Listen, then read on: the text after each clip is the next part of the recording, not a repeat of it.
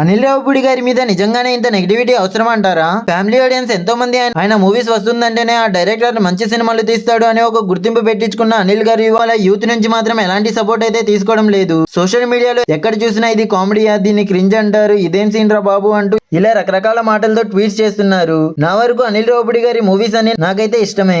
పటాస్ దగ్గర నుంచి మొన్న రిలీజ్ అయిన సంక్రాంతికి వస్తున్న మూవీ వరకు అన్ని మంచిగానే అనిపించాయి నాకైతే. ఆయన తీస్తుంది కమర్షియల్ మూవీస్ అయినప్పటికీ వాటిలో కూడా ఆడియన్స్ కు ఒక మంచి మెసేజ్ ఇద్దామని ఆయన ఫస్ట్ మూవీ పటాస్ మూవీ నుంచి కూడా మూవీస్ లో కామెడీ ఎక్కడా తగ్గకుండా అలాగే మూవీకి తగ్గట్టు కొన్ని మాస్ ఎలిమెంట్స్ పెట్టి లైక్ ముస్లిమ్స్ వాళ్ళు కళ్యాణ్ రామ్ ని కొట్టడానికి వచ్చినప్పుడు చెప్పిన డైలాగ్ కానీ రాజకీయాలకు యూత్ ఇలా బానిసత్వం చేస్తున్న దానికి వాళ్ళ పేరెంట్స్ వాళ్ళకి బుద్ధి చెప్పాలి అంటూ ఇలాంటి మాస్ ఎలిమెంట్స్ అన్ని చూపించి ఫస్ట్ మూవీతోనే బ్లాక్ బస్టర్ హిట్ కొట్టిన అనిల్ రావుపూడి గారు నెక్స్ట్ తీసిన సుప్రీం మూవీలో కూడా ఫాదర్ అండ్ సన్ కనెక్షన్ కానీ రాజా ది గ్రేట్ మూవీలో అప్పటిదాకా సినిమాల్లో ఎవరికైనా ఐస్ లేకపోతే అయ్యో అంటూ చూసే ఆడియన్స్ అందరికి జస్ట్ రవణ ఎంట్రీతోనే క్రేజీ డైలాగ్ తో మూవీ స్టార్ట్ చేసి బ్లాక్ బస్టర్ హిట్ కొట్టారు. ఆ తర్వాత తీసిన F2 మూవీ గురించి ఎంత చెప్పినా తక్కువే. ఎవరైనా యూత్ కి మెసేజ్ ఇస్తారు కానీ అనిల్ గారు ఫ్యామిలీలో హస్బెండ్ అండ్ వైఫ్ ఇలా ఉండాలి అంటూ చెప్తూ మధ్యలో ఫుల్ ఆన్ ఫన్ జనరేట్ చేసి వెంకీ మామ కంబ్యాక్ ఫిలిం గా మార్చి ఇంట్లో అమ్మ వాళ్ళతో కూడా పొగడ్తలు అందించుకున్నారు.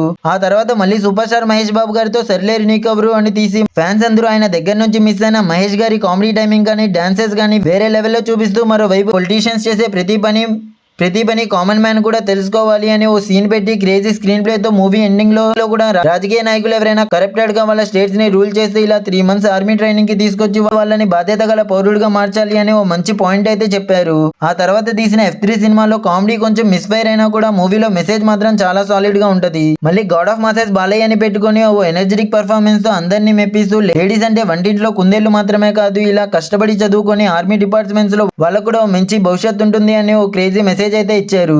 ఇక లాస్ట్ బట్ నాట్ లీస్ట్ సంక్రాంతికి వస్తున్న మూవీలో అవుట్ ఆఫ్ ద బాక్స్ కామెడీతో